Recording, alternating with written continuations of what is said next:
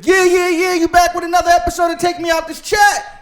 It's Bucky, Chef Marv, and homie Jeez. What it do, man? What's good, y'all? Man, what's good? We got the lovely Naimah Rhodes with us tonight. Yes. Hey. Yes. How you doing, sis? I'm good. How you doing? All right. Thank you for coming. Should we call you by your first name or Miss Rose tonight? As long as it ain't Naimah. Hey. We not going to You go can there. call me We Naimah. going to go Naimah. All right. Before we get started, I ain't even say this. I don't know if y'all knew this, and I'm going to put her on the spot, see what she does. Man. Miss Naimah sings. Ooh.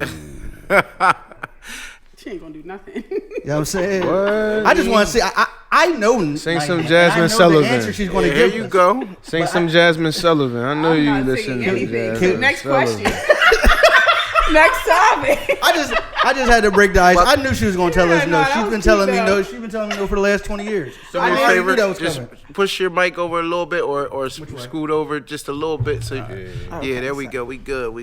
Dip in the glass. Nah, but in all seriousness, we brought Miss Naimah in to just have a nice conversation with one of our local teachers here in Pottstown. We're going to run over a couple things in which she's recognized being a teacher as well as being one of the community leaders. I don't know if she feels like she's one, but I feel like she's a community leader, especially the way sure. Definitely. she leads our young ladies out here with We Are Leading Ladies and the things that we have going on in town. And she definitely gave a nice speech at the rally. You know what I mean? Yeah, for sure. That was definitely a good speech. That was history, man. Black history. Yeah. Okay. Yeah, you know, we appreciate sisters, especially ones that are trying to make it better for the younger generation. But before we get started, please make sure we take time out right now to go to our YouTube channel. Make sure you hit that subscribe button as well as that bell. That way, when we go live, you know it. And then after you're done that, go to our IG as well as our Facebook at Take Me Out This Chat. Hit the follow button. You know what time it is. So on to the first topic. We just gonna go jump right into topic number one, Miss Naimah. You being a teacher, in your opinion, what's the best and worst part of being a teacher? I think the best part, I'll start there because I do love what I do. The best part about it is the relationships I make with my students. So I'm lucky enough that the program I teach is a 3-year program. So I get my students from 10th to 12th grade. So once they get to 11th and 12th grade, they're with me every day for 2 blocks. Y'all know how long our blocks were at Pottstown. They're my kids. You know what I'm saying? So the relationships I create are good. They are lasting. They are literally family members. The worst part about it, it never stops. I'm never done. When I close my computer, I feel guilty. Your pay never matches the work you're putting in. Absolutely. Ever. And the pay is probably one of my smallest complaints.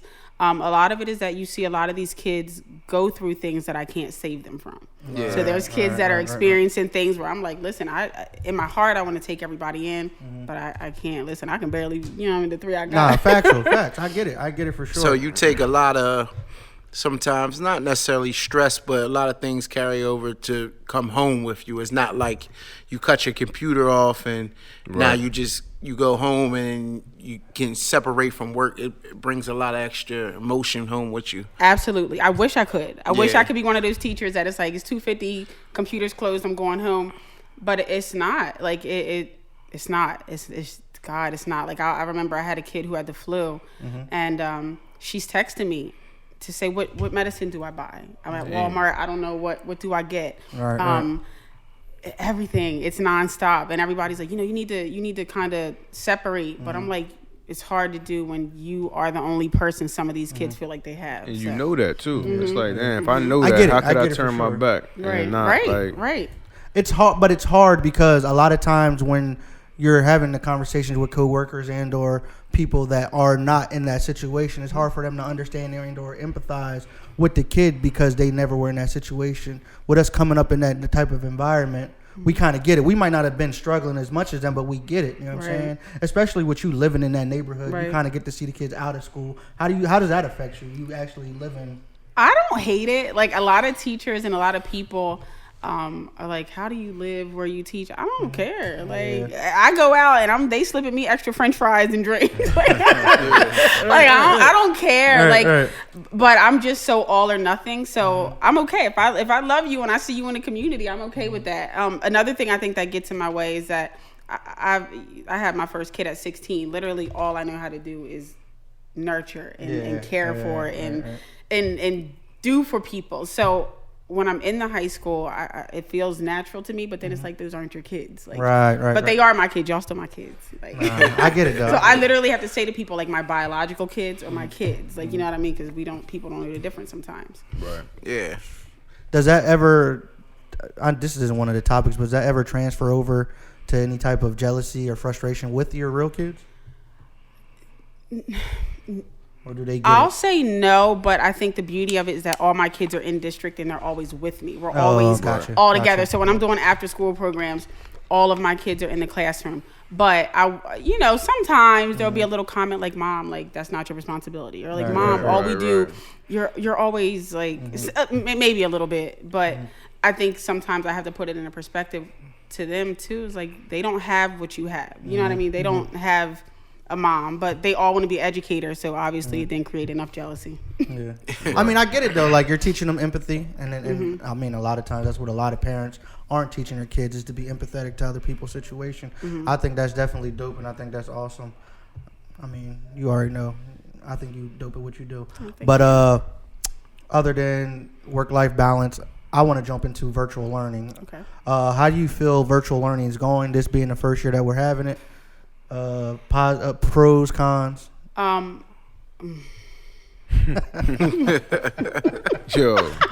I ain't gonna lie, yo. I wish we had virtual learning at some point when we was kids. Okay. Hell no. I'm gonna be honest, I ain't feeling it. Dope. Some of these kids is crafty as hell. How they like, getting away with not being there or just. Listen, yo, bro, these kids are turning into that like part little. I would be down with, but I'm just like, cool. I miss not being able to see you be mad as shit not being able to see your folks. Like, we would take give me a semester of virtual learning. I'd have been all right. You don't got to get up. You don't got to get dressed. I'd have took a. You don't got to do all that, and niggas is still late. I feel like. Every day. Let's talk about it. Like, you literally just hit a nail on the head. Niggas ain't gotta get up. Niggas ain't gotta get dressed. You literally had to turn the computer on. They ain't even gotta turn their camera on and have the class. And if I had to guess, I would guess Pottstown's probably around 20 to 25% lateness and or absentees. Don't be just throwing them numbers out there, man. Yeah, hey, I'm just. Hey, I said if I had to guess, this is my guess. Listen, I ain't no mathematician, so Right, I don't know how you. guess. I don't know how you say you would like virtual learning. I'm cool. I love school. Yeah, I loved school. I love school too. When I was in I'm just saying, if you had to go through it, would you have liked it? I probably would have. I wouldn't. I love school too, but I had the to kids walk is my on the kid to game. daycare. The kids is on the game. Oh yeah. Oh man. Listen, I'd have been. I was late to school every day, dropping them kids off. I'd have been all right with it. Yo, it's funny. It's funny that you say that, but it's a point. With that being said, you being a mother at 16, and you might. I don't know if you do have any students that have children and or were pregnant during the time of being. How does that work? How do you like? I've had students. I don't think any of my current students or parents. I've had students be pregnant, or their girlfriend was pregnant.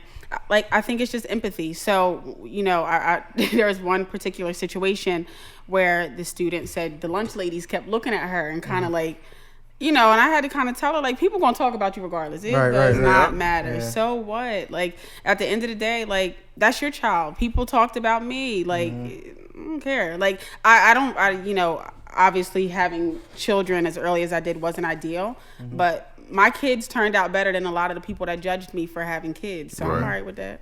I could dig it. Nah, yeah, I ain't gonna lie, you was on point from day one. Like I said, like, I don't be joking when I say I really known you for 20 years. Right. Like, really remember I stole your Usher CD? Yeah, that shit ain't funny.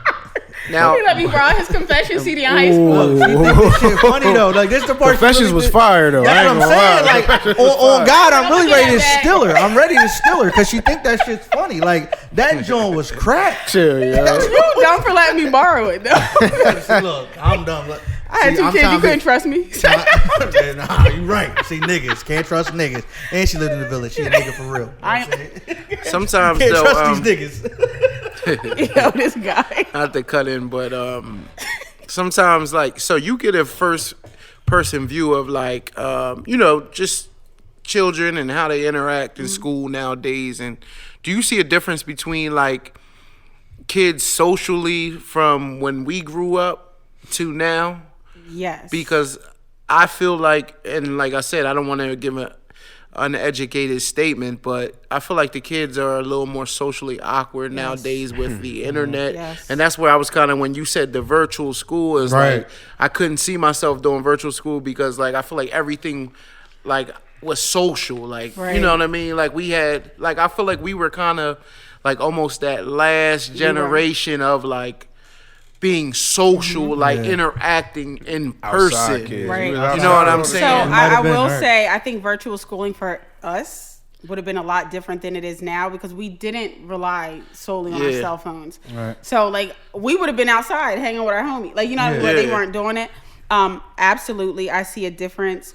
There's a lot of anxiety, so much anxiety. And it's like you see them on social media and it's all this energy, it's this life, it's this personality.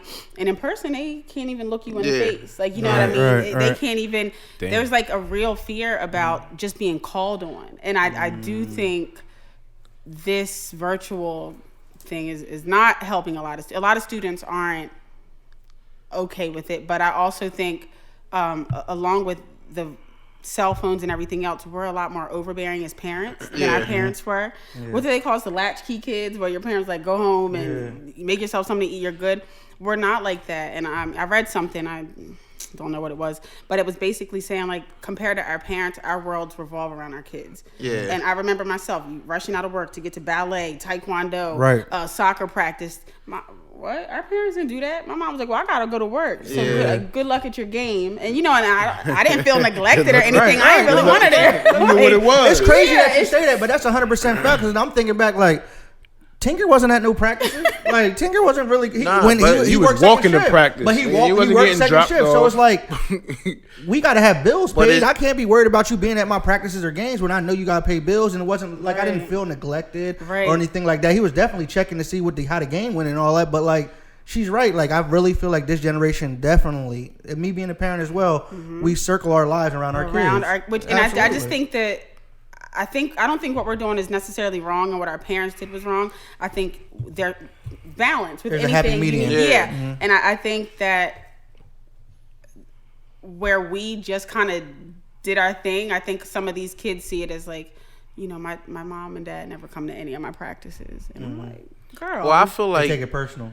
I feel like a lot of, like, that's what I was saying, not only the social awkwardness, but I feel like a lot of these kids are, I don't call it spoiled, but very sensitive. Like I always tell some, like my nephew, PG way you and I tell like younger kids, I'm like, the way y'all act, y'all wouldn't have been able to go to school when we went to school. You wouldn't like survive. if you didn't have tough skin, like I didn't see, like for real. I'm serious. I didn't bust it on dudes to make them cry, and I didn't went home and cried times with.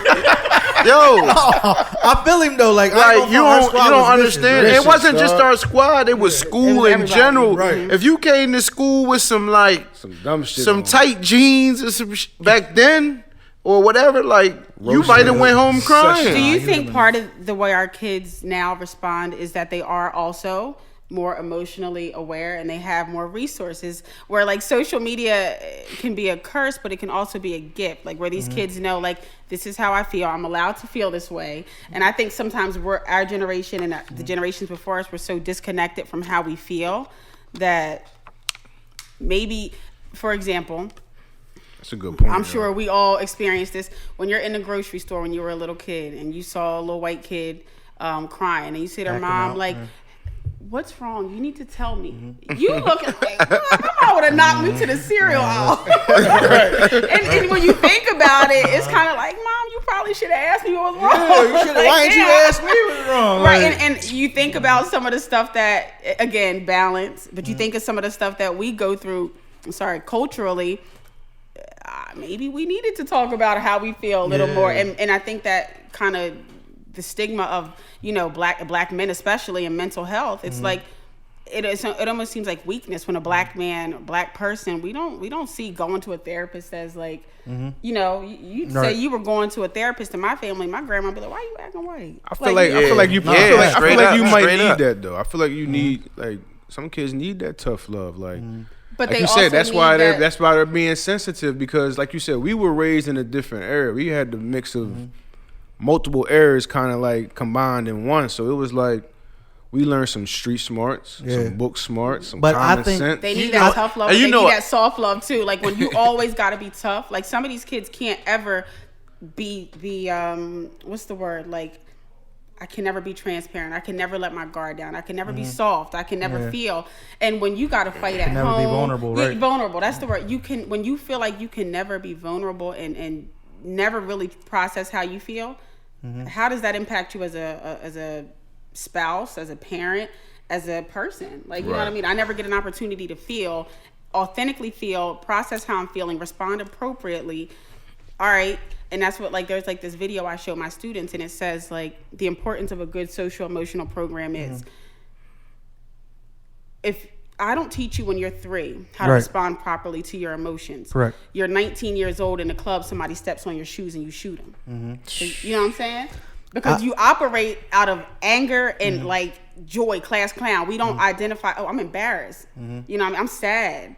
Like, no, everything just goes right to anger. Somebody dies or whatever, and instead of just crying, you ready to fight and punch a hole in the wall. But also, though, I feel like, but I also feel like, you know, if you had a little more tougher love, you're able to kind of deal with those, even though, like you said, you might not be processing your emotions properly, or even though realize that you're processing or able to feel. But I feel like sometimes you're able to like put things in perspective, like that's minor. Like, you understand what I'm saying? Where some can't. I feel like some of the newer generation is like every little thing makes them so emotional that sometimes they're ready to react over nonsense. Or they don't know how to react. They completely shut down. I think for us as black people, that tough love is beneficial because it was almost like this is how your parent prepares you to go out into this world. If I coddle you, especially y'all, you're black men. Like, I'm a little more, you know, welcome because I'm a woman. But as me too, my black son, it's like I feel like I have to be hard on him because I'm like, there's going to be a time when I let you out and I'm not there to fight for you. I'm not there to protect you. And y'all don't know my son. He is the silliest kid in the world. But when he's not with me and he is out away from me, I'm scared. Absolutely. You know what I'm saying? Like, I'll never forget him telling me when he was like 15, he's like, I feel like racism doesn't affect me. I'm like, what? Yeah, he don't know no better yet. At that point he didn't. And I was grateful that he felt that way, but I was like, yo, that's a good thing in the bad thing. But that's dangerous. I've said something like that though before. I was kind of wrong at the time, but it was but I was like, you know, like, maybe, you know, I just didn't see it at the time, you know, being a little younger, where I'm like, I think what's racism? You know what I mean? Like, that's all that starts at home, though. But but I mean, it's we're in a informational era, so so it's hard for a kid to be able to identify his emotions if his parents don't know what those emotions are. That's what I'm themselves. saying, but that's where it starts. So a lot of the emotions that a kid's feeling and or exhibiting, the parents don't know how to react to it because they don't have the information themselves. So once they are able to educate themselves on the emotions, you're able to teach a kid that what they're exhibiting is as thinking errors. But I mean, a lot of the stuff in which you're telling me would go hand in hand with programs that I used to work at, where you're getting treatment in the program where you're learning thinking errors. You're learning after something here doesn't go right. But the thing is, it shouldn't be the next step. We should be teaching.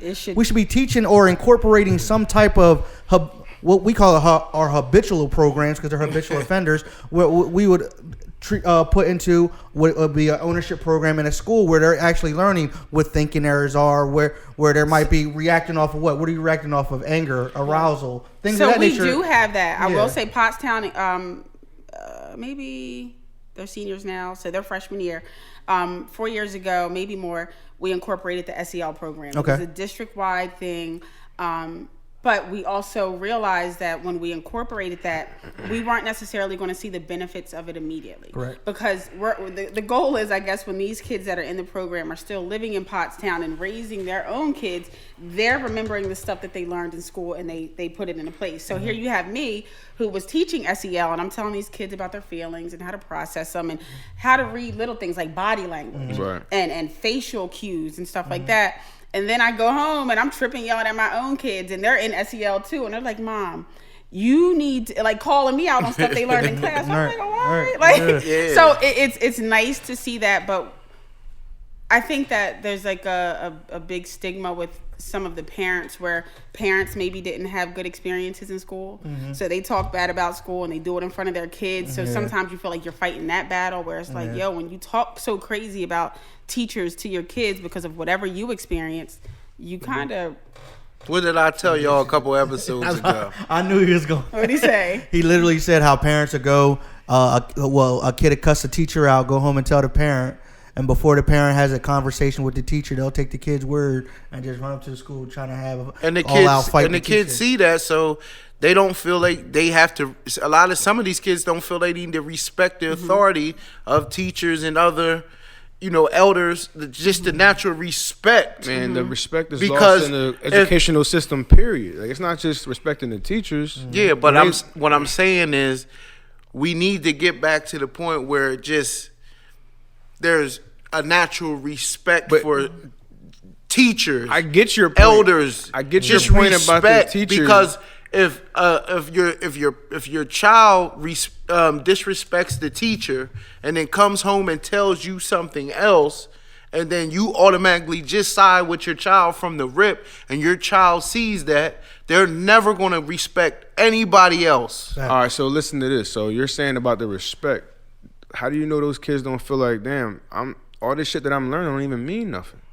So it's gonna be hard for them to respect a teacher when the information. Even it's not about what you're learning, though. Yes, it is. Because some of them kids don't care about school. Listen, you're talking about. Hold on. It's called manners. It's called just natural. And it's a life skill. People are waking up as far as the educational system in school, and it's a system, right? That they call it, right? It's a system and stuff that you're learning. They're waking up saying like, wait, why do I even need to learn this shit? Right.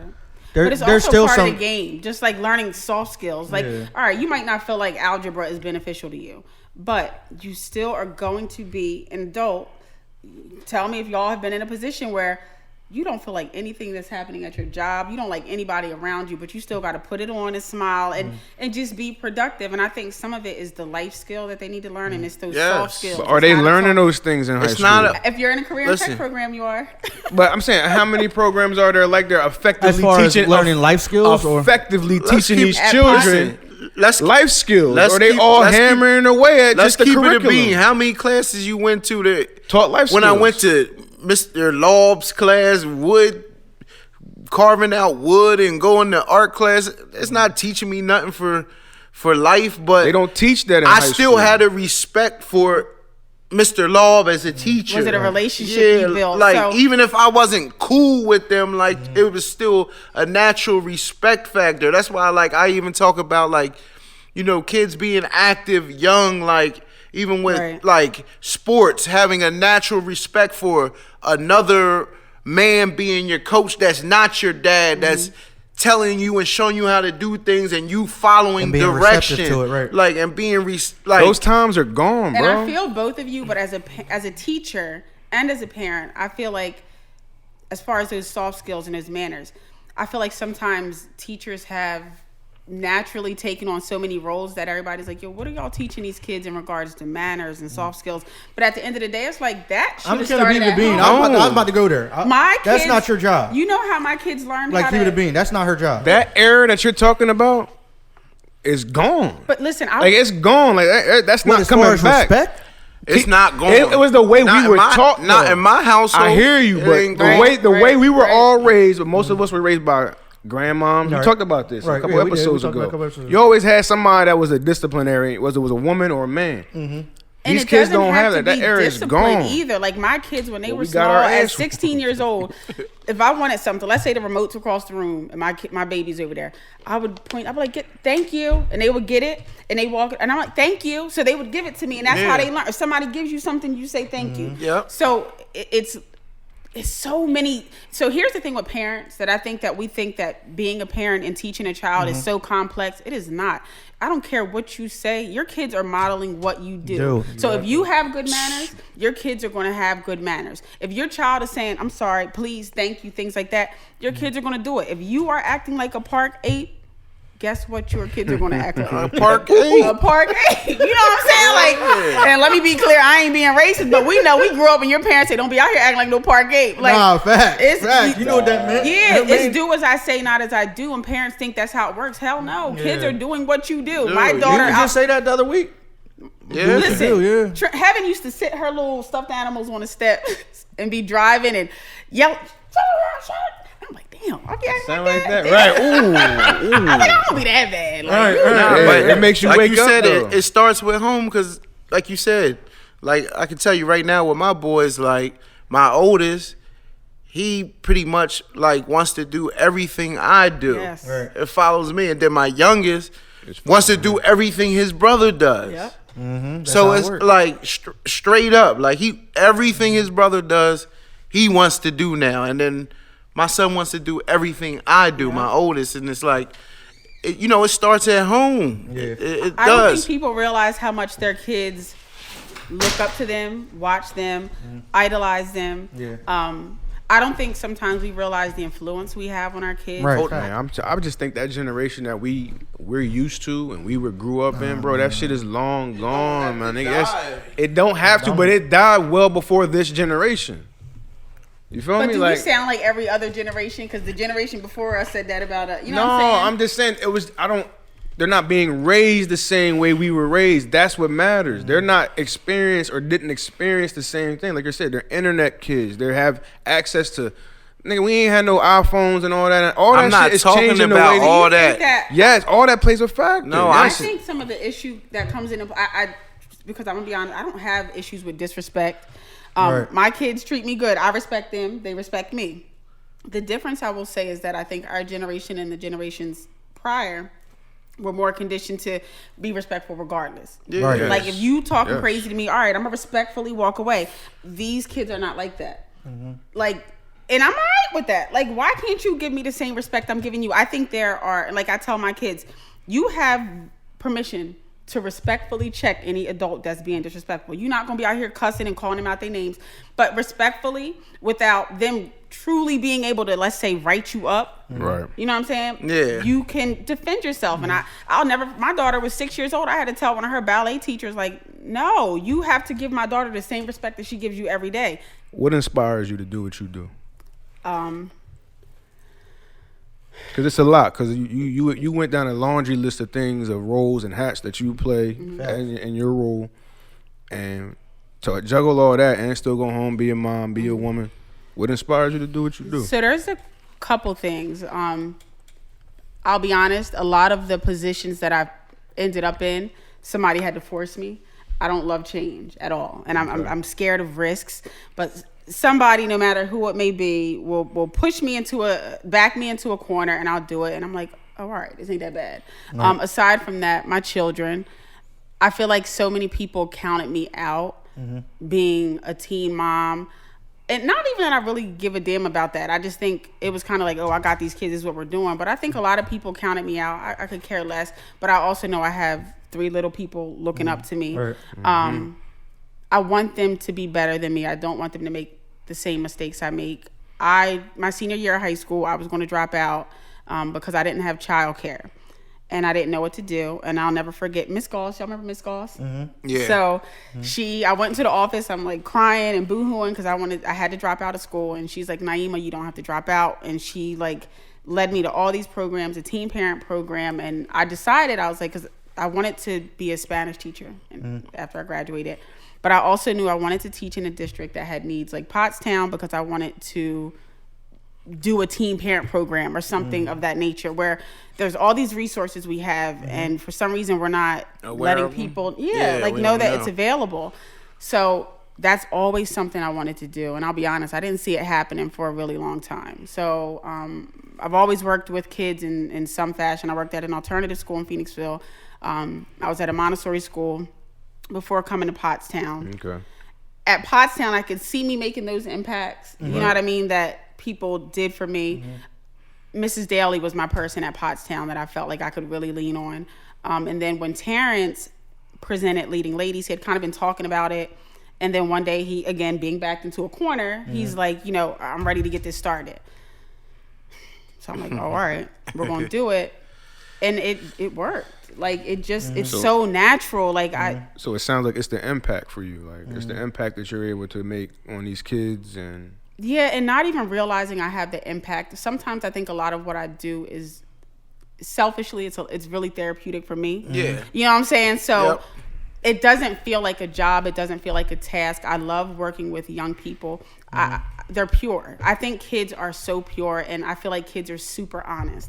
Where when you're working with adults, I'm like, what are you really thinking? Why are you really dealing with me? What do you want from me? What do you have in the back of your mind? Where kids ain't like that. They're straightforward. Look, a little kid will tell you straight brutally up. honest. Yeah, you fat. You pretty. Your breasts. Like, little kids are so forward, and I love that. You know what I'm saying? Like, listen, tell me if I'm not right. My edges ain't right today. You know what I'm saying? So I appreciate that, and I think a lot of people don't view kids as people. Like, I want you to talk. I want you to do that, and I want you to have these learning experiences. So I think what inspires me the most is having kids come back to me 5 years after graduation.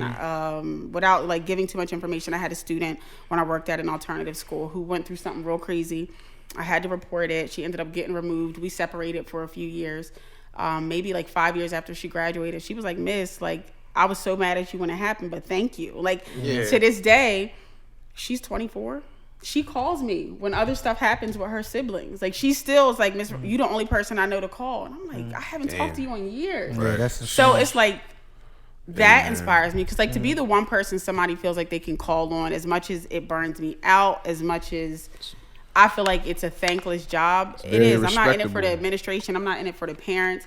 These kids give me enough appreciation. These kids will tell me every day, "Miss, thank you." When you're in class and they're like, Miss Rhodes, like, we good. Like, so that really inspires me. Nah, that's dope, man. I could dig it. I respect that a lot. Nah, I could fuck with it. Yeah. Okay, that's what they were saying. I could fuck with it. Nah, that's real rap. I definitely appreciate that. But with that it being said, and your feelings on inspiring the youth, is there any type of information that you would leave for the youth moving forward?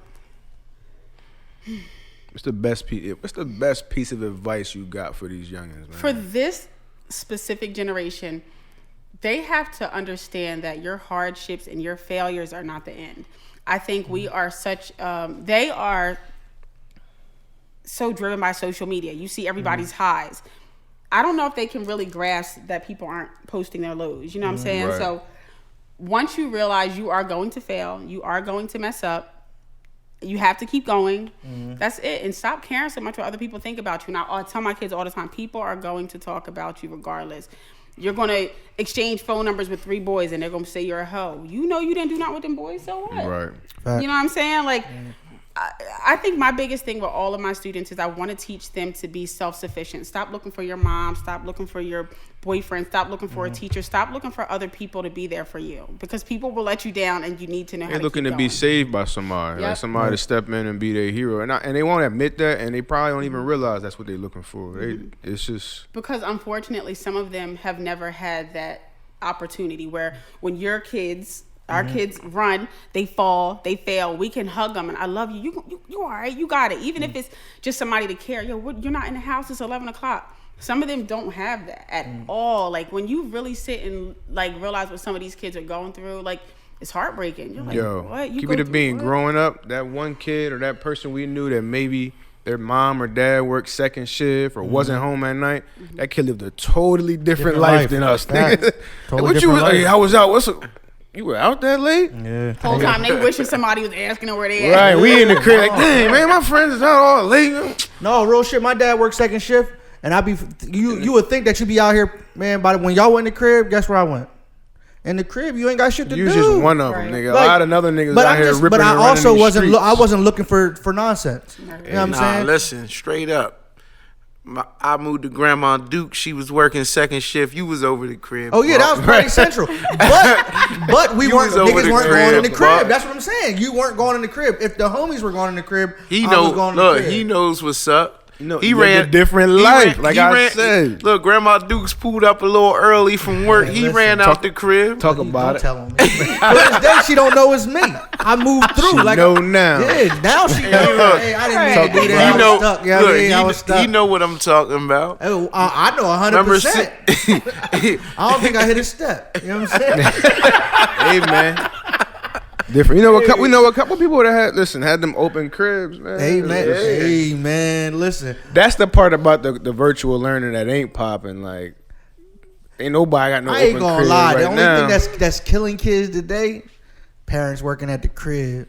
That too, Parents but working you at know, the crib is killing the vibe. it's you a. know what?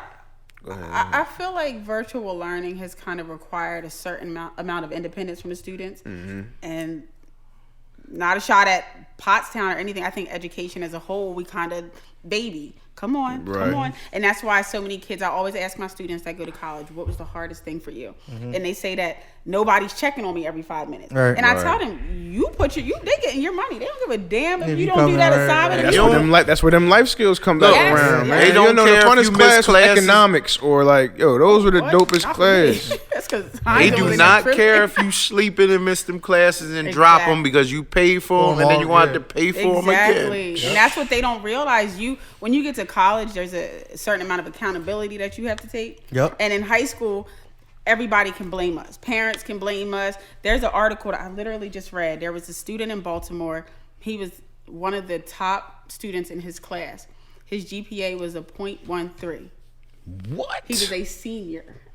Hold up. His Hold up. mom, You said he was the top student in his class. he was one of the top. Yeah, of his- valedictorian. And this nigga couldn't get a 1?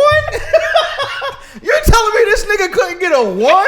And he's in the top 10 percentile? And yo, Nigga was valedictorian, but and granted, I feel like a lot of people failed him, but his mom, in her quote, she was like, "The school failed him. The school." She said it like 4 times, and I'm like, "Sis, but you're his mom." She said he kept getting promoted. Obviously, he didn't. No, he did not. Did you look at the yearbook? Where was his picture? Was he still black and white when everybody else? how was was he color? top in the class? I'm trying to figure it out. Everybody else, I guess, is even lower. So it seems like, as what I'm guessing is the What are funding the drop? was What very are the low. dropout rates, yo? I wanna The know funding what was the probably dropout low. rates. Those kids probably had so many other needs that the last thing I give a damn about It's school. It's It's school. I have education. so many traumas. Am I going to eat? When I go home, is my mom going to be there? Are they going to OD? Is there going to be lights? Do I have water? Listen. Am I going to have a crib to go to? Listen, when my students would come in my class, I used to keep I still do a loaf of bread, a jar of peanut butter, and some honey. And they look, you hungry? Make you a sandwich. Dropout I rate ain't is gonna 25%. You a real one for that. I ain't going to front. I'll fucking get peanut butter and honey sandwiches up. Listen, everybody turning their nose. Everybody turning their nose up at first, but everybody sitting there with a slice of peanut butter and honey Man, folded up. I'll Like, man, listen, you out here blessing these young boys. Peanut butter and honey. I remember we used to get in trouble bringing snacks into class. You out here feeding them. listen, because I'm hungry. Like, food is so natural. Like, I'm hungry, you hungry, let's eat. Like, even you the can't whole, tell me your stomach ain't growling at 8:30 listen, in the morning. I don't want to talk to y'all until I eat something. Even the whole, like, you can't use the bath. There's nothing I'm teaching these children that is that important That they can't that use you the can't use the bathroom. If you want to be a nut and walk the hall, you gonna get in trouble after a while. Like, Facts. and I always tell I always tell my students, my girls, when they'll be like, "Oh, I have to use the bathroom," the teacher says no. I'll be like, pull your tampon out and be like, "I need to use the bathroom." I said, he gonna be so uncomfortable, he gonna let you out. Yeah, exactly. Imagine how embarrassed you feel. Like, Hey. now I'm a nut. Hey, I mean, you gotta do what you gotta do. You gotta go. Like, yeah, Listen, I'm I good. keep pads and tampons. What, they out in don't my let class. kids go to the bathroom? It depends on. I think some teachers get stuck on. Oh, you're going to roam the hall and you're going to do this. This is what I'm saying. We're Do y'all still got over-policing. hall monitors up Yeah, there? we still got hall monitors. I got one last question before we change the topic for Miss Naimah. With virtual learning going on, do you feel like teachers are taking advantage of it as far as not wanting to go back? Do you think that teachers are actually having better results with teaching kids that actually want to learn with the virtual learning? Is there any benefits from it, you think, on the teacher's end? I think there are some practices that we can utilize when we come back to the classroom. I think most teachers want to be back in person, but I think teachers are scared, and I think teachers know that it sounds ideal to say, oh, when they come in, they're going to wear their mask. But we know it'll have to be the one kid that don't want to cover their nose, don't want to put their mask on. And now I got to deal with that behavior issue. A lot of teachers are scared for their own health, for their own people at home. I don't think teachers are milking it because a lot of us are working longer hours at home. When I leave my classroom, I'm done. If I'm working in my dining room at a desk, like when the marking period changed, I was up till 5:30 one morning doing grades because I had an entire 2 classes of kids that didn't give me anything, and everybody wanted to give me all my work at the end. So I'm working till 5:30, and guess what? My alarm goes off at 6:30, and I ain't doing that again. So I think teachers we're burnt out, and I think when we're at home, we just don't stop. So no way. All right, I appreciate that. And if you were here to see Miss Rhodes, that's over. Now we're gonna talk to Naimah. So Naimah, what's them DMs look like? They're not bad. DMs. Except they're not bad. You preach a good game, you know what I'm saying? You out here, you doing all the good stuff for the teachers and then all that good stuff. They're for not the bad. students. What's that? What kind of answer is that? I'm just thinking. But What does that mean? They're not But you bad. are What is still that? or I'm mistaken. Are you single? Yes. So Miss Naimah is single, so you're not gonna hit me with the foolery. You know Wait, what I'm saying? hold on though. What does not bad mean? Like, is that a They little don't bit of say this, too a much little bit because I of don't that? give them too much to say, and I'll ignore something in a minute. I did have a guy ask if him and his girlfriend could take me out. I'm not sure what. You And then, what as was you it? said, Tiny and T.I., he was trying to get You into. should have went and got that Bahama Breeze, What- man. what Why was didn't your- you go get that what milk? was your response though? There was no response. I let that Awkward sit as right there. Oh, all right. I just gotta ask you. You ain't about to sex traffic me. Y'all think that's true? I'll be scared of everybody. Do you think it's true? What? Tiny and T.I. Jones. Probably. I think people are nasty. I These think people are celebrities totally be getting different. down with all types of goofy shit. That's what I'm man. learning. Well, I the think broke Got that people mon- too, so imagine yes, what they doing yo, with money. What? You ain't lying. Yo, on the mattress, Give 'em- dirty man. Bro, imagine if you got a They nice wilding out here plush with no king. What they money, doing? so- Oh man, Listen. talk about it. Hey man, that's what they get into. They ended. I I'm a ain't little gonna lie. lost. What happened with Tiny and T.I.?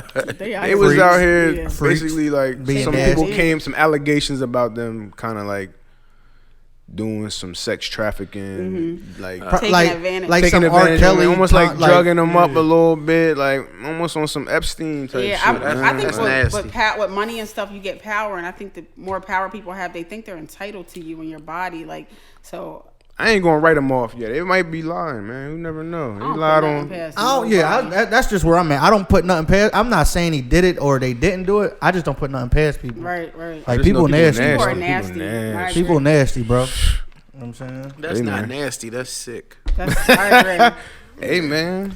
I mean, Some people was getting I don't down think, with it. but they weren't kids, were they? They were No, they were no, adult no, women. They just no, were. no. But Sterling's right. That is sick because like you're T.I. You can get anybody you want. You get a thrill off of that. Them him being and his like wife out of it. getting it be him and his wife getting down with these. But I joints. think Like, it he's was- weird anyway for letting Tiny get all that surgery. I'm gonna be honest. I don't know. mean, Eh. I don't to each his know, own. man. I don't Listen, know. I think that money. That's where I think the money She comes don't look in. good. She was pretty. Y'all Tiny back in the day. Yeah, was back in the pretty. day was Tiny yeah. was cute. Yeah. She's not I even had cute Tiny anymore. coming at our show. She gonna watch this. Oh, I'm joint. sorry. My Sorry, bad. Tiny. Sorry, yeah. My bad. Tiny. Body positivity. We but don't you want were no cute problem back with in the Trouble day. Man and none of them. Like you know. No, I bang. You know, that's the homie. That's what I'm saying. I bangs with the I ain't music. sure how I feel about But- him. He being nasty. But at the same time, I don't put nothing nasty past nobody. Like niggas is nasty out here. I just hope he ain't drugging out here. Nigga, you Being nasty. illegal with it. Nigga. Right, you nasty. I mean, I am. All them kids over there. I'm not denying that. You But nasty. what I'm not doing is drugging people. You know what I'm saying? He's consensual. Yeah, I'm not drugging people. None of that nonsense.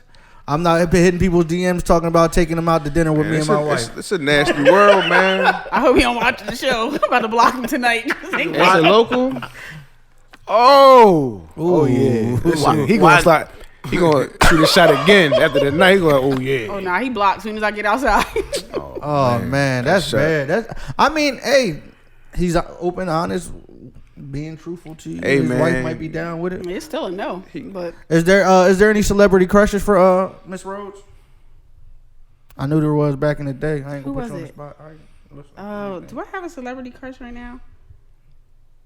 She gonna say some crazy shit. I think Giveon is so cute. Am I saying his name right? Oh, the black brother. Mm-hmm. He's so cute. I don't know. I'm all grinning, all dumb. Hey, shoot your shot. Damn. That joint went ear to ear. I like his music. Celebrity. So crushes. is that how they get? Because we taught the ladies how to get to Terry's DMs. We need to teach the fellas how to get to. No, right. So how to get to Terry? we taught the ladies how to. Oh my God. They need to. about to be a matchmaking matter of fact, podcast. we gotta bro. ask. Y'all out here like plenty We of gotta fish. ask T-Mac if anybody came with some scriptures. some creative scriptures in his DMs.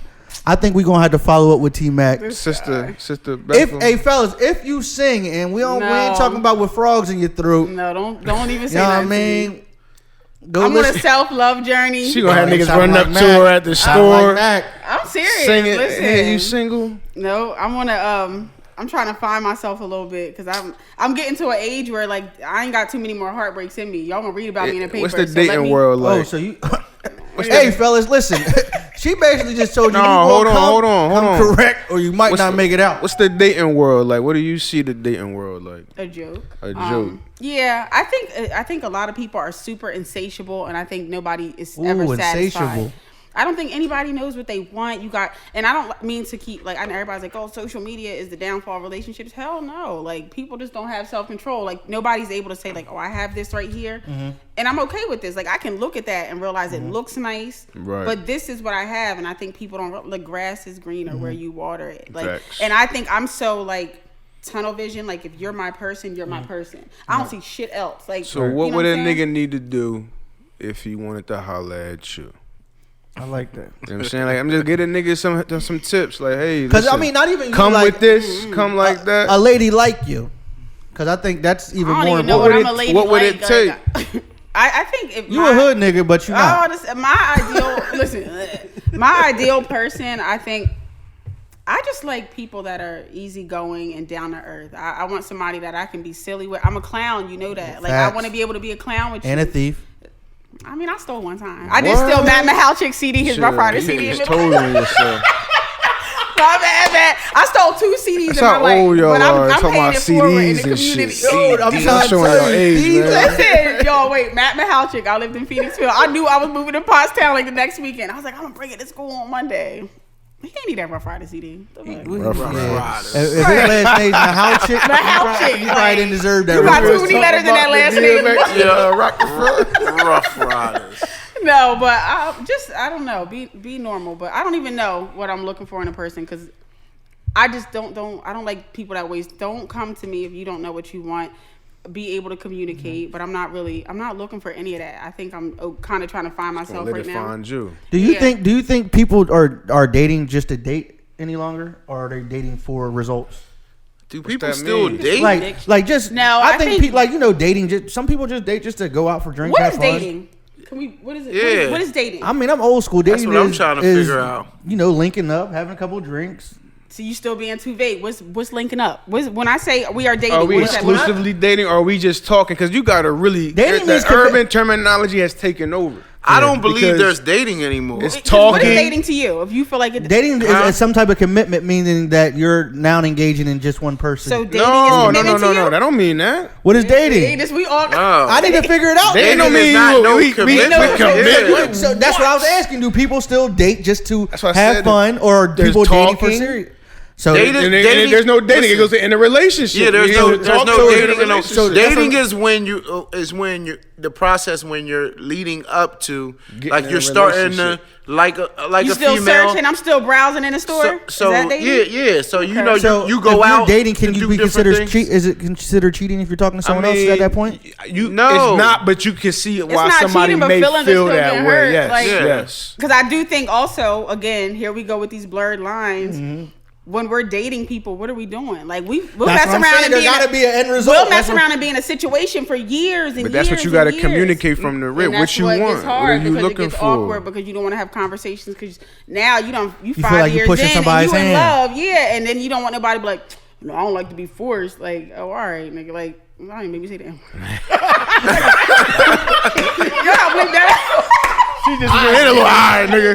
That's a recent conversation. That was a real raw emotion, and I appreciate that because at the end of the day, what you're basically saying is like, all right, nigga, somebody gotta step up. Like it's been 5 years, but there's no limitation on that. It's not. You mess around and be. I ended a situation that was 5 years because it was like, where is this going? But was things good? But were you happy? Great. Yes. So why'd you end it? What the hell? What do you need 5 years to see? That's my thing. Like, how much longer do I sit in a? As if you're my happy. thing is, you can't tell me how in love you are. You can't tell me how much of an amazing woman I am. And after 5 years, you still can't even say like, "Yo, you are my woman." What Wasn't the fuck? building you up. What are you wait? What are we waiting for? How many more years you need? I'm getting fatter and older. Fuck that. Like, let me. So were you looking to get married? And be like, Were you looking to get married? Is that kind of like that person I would have hoped like it would have been my husband. I'm just trying to see. Yeah, and I think that's it because I'm like, if it was the other way around and if I was the man and you were the woman, I would have already asked you to get married. You know what I'm saying? So that's what I don't get. But I think we get so jaded by like terms and all that talking, dating. That shit's confusing. There are no real. So after you made an ultimatum, basically, he didn't like you try know, to fight it. Yeah, He did for a while, but he didn't try to change anything either. Right. He was trying to get back to the same situation. He wasn't trying to. Yeah, so that's why you had to. And that's my thing. Is that's like, why you had to keep it pushing. Right. And how do you tell me like, oh, you're so great and you do great things with the kids and this and that, and you're not even like. It was weird. These kids are looking up to me like, oh, Miss Rhodes, like Miss Rhodes, shout out to you. Says, you don't be like me. But like, you don't be like. Was that an understanding for him going into it, knowing that there at some point you were looking for a commitment? Is that because you know some people they'll we go didn't into go it. in and have a conversation, but within like year 2, conversations on both of our ends happened. Like, where we going, cuz? It was discussions that you say with some like stuff that you talk about with somebody you're going to be with, and that's my thing. At this point in my life, don't leave me the fuck on. Like, what you want? What you want from me? That's it. that'd be the main. What That'd you be want? it. I'm running out of time. I don't got 2 to 3 more years That's to get it. That's nobody the else. one. I'm about to be 40. Y'all old. We about to be 40. So like, Don't keep dating, Man, just don't. I don't think you should shut it off like that, man. Just like I said, maybe people have too many high expectations. Try Christian mingle. I think that. What? No, I was just- They might be worse on that job. Right. Hey man, you never Sterling, know. I think You you're might right, and I find think love. sometimes people are so critical, and I think social media is another thing that makes it. We can Photoshop and do everything. I think sometimes people are too critical, and they don't realize we're all humans. Like you sitting there picking me apart. Like I don't got time for nobody that can rip me apart before they can give me a compliment or. Or even get to know you, like really. Like, why can't you just enjoy each other's company and continue to build and. Because that leads into 5 years of nothing. So that's what as men, at what point do you feel like if you're dating a woman, since we asking questions, because I'm the host right now. Okay. Do your thing. We here for it. So Yeah, at what we here for point it. with a woman that you are feeling, do you feel like you should be like, okay, like I'm really feeling her. I don't want to let her get away. Because as a woman, my issue is, all right, you're not making anything serious. What if I actually listen to this person that's pursuing me, and then you be like, oh, well, I was just about to, you know, you get stuck with that, like the person I really want, and you're doing nothing. So as a man, when do you feel like you would make a move? I'll let y'all go. I already made the move. No, you married, so you go first. Yeah, I already made the move. That's what I'm saying. You talking about So the move? how long did it take you to know that you met your person? I don't really think it was more of a time thing. It was more of like a growth thing. You know what I'm saying? Like at the time where me and Erica first met, we were still doing a lot of foolishness. You feel what I'm saying? And to be completely transparent, I was still kind of mingling in the streets. And Erica gave me an ultimatum that basically was saying was, if you were ever to get locked up, nigga, I'm not waiting. Like, you know what I'm saying? Like, Right. you're putting yourself in predicaments that you don't need to be in any Yeah, I'm longer. out anyway, so. You know what I'm saying? So what I ended up doing was I Put found the a point cuffs for- on anyway. Huh? But I'm just telling my situation. So what I ended up doing is I found a point for where I thought I would be comfortable with if I was to ever leave. I chose to leave out. I ended up doing whatever I was doing. But in the process, I started noticing that she was making me a better me. Right. Like the changes in which she was requesting of me weren't for the detriment of myself. You feel what I'm saying? They were for the betterment of myself. And in the process of bettering myself, I want to start putting her in a position of power. And then and while I was putting her in a position of power, we ended up having a Rhea. And then I'm like, you know what? Let's do it. And I think the ultimate commitment to someone is to give self. So. Right. And you know, I'm big on that right now. As a woman, I don't love the idea of ultimatums because I know a lot of women do that. And when I ended my whatever that was after 5 years, I don't mean to cut you off, but I don't want to say she gave me ultimatum. No, she just gave me realness. Like you nigga, gotta bust a move. Yeah. So I think what I did is after that time, I'm like, this is done. So even when he tried to salvage it, it's done. We done. Yeah, right. You had 5 years, you didn't do it. So, okay, I like that answer. And that's the thing, everybody's situation's different too. I think sometimes we look to everybody else to be like, how'd it work for you, Marcus? How'd it work for you, Sterling? How'd it work for you? It's all gonna work different for everybody. Right. And I think that's what we need to realize. I listen, and you saying like, oh, you put the cuffs on either way. I want my husband to be like, yo, I'm going home to my woman. Like when we think of marriage, sometimes they make it sound like, oh, it's loveless, it's sexless. I don't want my husband to feel like that. Like I want him to be my best friend. Like we busting, we that's my person. Like I want to be his like escape and vice versa. So, but I think a lot of times that's where a lot of people hit the halt button because they feel as though that's where it goes, like to the dryness, to whatever. And I mean, to be completely transparent, when at the end of the night, when I'm going to bed, I'm like, I'm blessed. Like, you know what I'm saying? Like, I'm laying, not to sound funny, I'm laying next to a soft body. You know what I mean? I got... you the soft body. Like, you know what I'm saying? Like, I am, 100%. She's laying next to a soft body. Like, you know what I mean? So, like, at the end of the day, it's like, I'm thankful for where I'm at. I'm thankful for the progress in which I made. And I'm blessed that she was the woman that God put in my life to take me there. You know what I'm saying? And Amen. The educator in me thinks everything boils down to social emotional. A lot of times we don't even know how to interact with the people we love because of whatever we saw. But at the end of the day, I do think like whatever works for you works for you. Like if it's your situation, whatever. Like I think that's too. I don't see marriage and be like, oh my God, you made it. Like whoever the fuck is happy. Like whatever works for you. Right. Marriage isn't the finish line. I'm gonna be honest. The you made it. I'm not 100% behind because I've seen people get married and be completely miserable when before they got married they was the dopest of friends. Yeah, it's not. Like, I mean, you know, it's not a cookie cutter. It's not one size fit all. Everybody's marriage isn't going to be the same. Right. Mine's is not all glitter and rainbows. But you know what I'm saying? Sterling, how do you feel about marriage? Well, I'm not married yet, but I mean, I should be married. Common law, look. Yeah, common law. Yeah, I definitely am. But I was married. No, now. I'm definitely happy in my situation. Yeah. So, you know, with that being said, you know, we could talk about marriage, but if you're happy, I'm happy. Whatever, yeah. Like y'all got these beautiful babies. I'm not really too technical of a person, you know. Like you know, we'll deal with that in house. But I'm just happy, man. That's all that matters. I ain't going nowhere. Right. Like Buck said, when I go home at the end of the day, you happy. I feel blessed. Yeah. That's all that matters, right? I feel blessed. And you'll be surprised because I think a lot more people are more concerned about people being married and not married outside of their household than they are inside. People are worried about as long as you're in a relationship where you don't feel there's a lot of games being played, man. Right. As long as you feel like you're with somebody that loves you, respect. So love is half the battle. I think it's very easy to fall in love.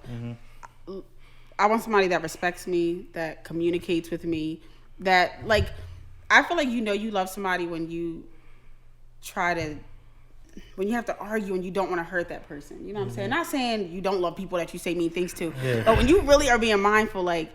My biggest thing is like if I ever confide in you about something I'm insecure about and you use that shit against me, yo, you are so dead to me. Yeah. Right. Like yo, you die the minute you said it. It's funny you say that, but people do that shit all the time. You ain't fighting fair. You ain't fighting fair, but that's a low blow. But you think about what you saw. Like people, some of these kids be like, "Oh, I saw my mom stabbed." Like that's what you saw. You seeing people get stabbed as a kid. When you grow up, you're loving how. And that's why I don't believe in staying together for the kids. I think that's like the worst thing. Hell you can do. no, That is the most toxic thing you can do. Hell no. Show them kids that your happiness matters. So I'm leaving for y'all because I want y'all to see that if something doesn't make you happy, I put like a bad relationship up there with like a death. Like, yo, you ever be in a bad relationship? You driving home, you be nauseous and shit. Like, You just dead inside, and you're really wasting time at every that day point. I gotta go over this. Like, then you don't got a family. And people do that too. Nah, that's facts. You know what I mean? For kids, financial reasons, all Forever. types. And Yeah. they will stay this way and they will die together. And now I gotta take care of your old ass. Like, I'm not. Old bitter arguing every day. I'm dipping his dentures in the toilet. Like, no, we not. Oh, you's a hateful ass. You dipping with. I'm like, remember all them times you was cheating when we was young? Guess what? The dentures dipped in the toilet. I'm just kidding. And you gonna kiss him with it. I ain't kissing shit. I don't kiss. You gonna forget. Ooh. No, I ain't no kisser anyway. So keep your little poopy dentures. No. Damn. Man, how you ain't intimate with the? You just messed up, man. Listen, fellas, be careful, y'all. I told y'all this was a self-love journey. I ain't got room for y'all yet. Self-love. Holla at me in 2 years. Oh, Maybe man. she won't put a dip date your on dentures in it. the She put a toilet. date on it. In 2 years she'll be 40, so she'll be ready. Ew, come on, no. No, that means just shoot your shot now. Yeah, right. Man, thinking that you had to count that shit. Shoot your shot right now. No, all right. Shoot your shot now. Yeah, hey man, This you miss 100 shots that you don't take. So, I ain't good at like saying I'm not interested. I'm just ignore it. So I'm not there yet. I'm so still. you leave niggas on red. Yeah, I'm working on that part of it. I told you it's a journey. Hey man, it is what it is. Before we get out of here though, do you have any feedback for us? In regards to the show, Yep. I enjoy it. The shows that I have sat and watched, I enjoy it and I laugh. I'll be honest, I haven't seen all of them, but I have like a really short attention span. I've been needing to watch stuff in like bits and pieces. Yeah, you listen to those little classes. I remember. But But how many classes we had together though? But I don't know what you're talking about. I enjoy it. I think you guys are doing good. I definitely know that some of us females that you guys, you know, us professionals, we want to come on the show and share, but we need, like I said, I told Marcus we need the witness protection set up. So whenever y'all get that, Hey, man. we need to blur the deep voice. We'll never make you guys have to blur your face out, but we definitely won't put y'all in I think definitely more women up here would be nice. Is there anybody you'd like ladies. to see us reach out to? If no matter who the person is, there anyone that take me out this Let shot us know. reaching out Yeah, to? we I want talk about Ashley Faison up here. Ooh. I want Miss Ashley. No. Ashley. All right. Ashley. She got a lot. She got a lot going on too. Like, Yeah, I want Miss Ashley. Oh man, she calling people out. I want Ashley up here. She's just such a good, like she is just a flower to me. She's such a gentle spirit, and I think she has a lot to offer. And That's the homie, man. that she is. I would She's love definitely to the see. homie. Penville raised. You already know what it is, She's a man. good person. Myrtle Street stand up. I ain't gonna keep shouting this out, but you already know. Hey, Miss Faison, we will be reaching out to you because the homie Naimah told us to. So if you see, take me out this chat in your inbox. You already know what time it is. We pulling you up on the stage. But yeah, anything from you guys, fellas? Like, subscribe, and share. Yo, you already know the vibes, man. Shout it out, Buck. Hey, we out of here. Dollar Boys! Take me out.